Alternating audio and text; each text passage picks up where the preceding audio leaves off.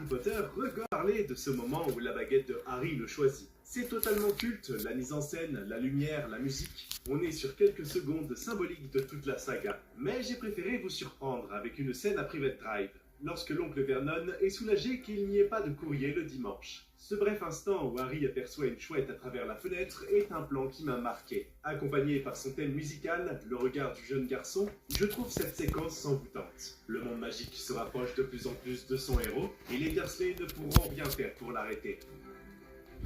J'ai choisi ce passage pour la douceur et l'innocence qu'il dégage. Harry caresse Edwige tendrement en regardant par la fenêtre, après le festin de début d'année. Il est dans la salle commune de Gryffondor, près de Ron, de ses futurs amis, et il se sent chez lui pour la toute première fois. Les tourments des Dursley lui semblent très lointains. On l'imagine aussi tout excité à l'idée de commencer ses cours de magie. C'est un happy end avant l'heure, un moment calme après toute cette excitation, où l'on profite de ce que l'on est en train de vivre. En tout cas pour Harry, c'est la fin d'un premier acte et le début d'une nouvelle vie qu'il mérite bien. Lorsque vient la fin de l'année, Harry dit au revoir à son premier ami du monde des sorciers, le demi-géant Hagrid. Après lui avoir offert Edwige et une amitié inconditionnelle, ce dernier lui a confectionné un album avec des photos de sa famille. Comment ne pas être ému par un tel cadeau, lui qui n'a pu voir sa famille qu'à travers le miroir du Riséd. Et ce bref instant où Hagrid veut lui serrer la main, mais où le petit fonce dans ses bras pour le remercier, c'est l'un des moments les plus touchants à mes yeux. J'adore quand les sentiments sont trop puissants et prennent le dessus sur les conventions. Un lien fort unit déjà ces deux personnages, et malgré sa petite gêne, Hagrid doit être content de l'avoir autant ému.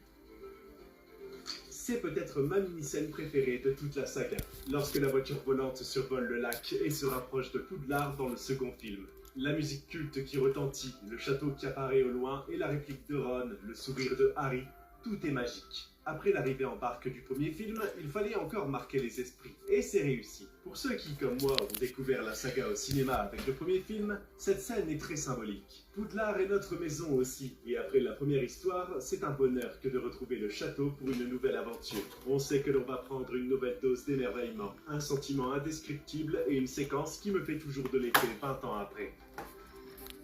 À la fin du second film, Lucius Malfoy vient confronter Harry et Dumbledore. Il réclame des explications sur ce qu'il s'est passé et Dumbledore ne se prive pas de lui en donner. Constatant que Harry a déjoué ses plans, il exprime son soulagement que Poudlard aille mieux, en cachant à peine ses véritables intentions. Et Harry lui répond de la meilleure des manières. La tension est maximale, et cet échange brise presque le quatrième mur. Harry est le héros de cette saga, il en est conscient et promet d'être toujours là lorsque le mal tentera quelque chose. C'est une façon aussi de faire comprendre au père de Drago qu'il a vu clair dans son jeu. Quand on sait en plus que cette réplique a été improvisée par le jeune Daniel Radcliffe, c'est très impressionnant. Son regard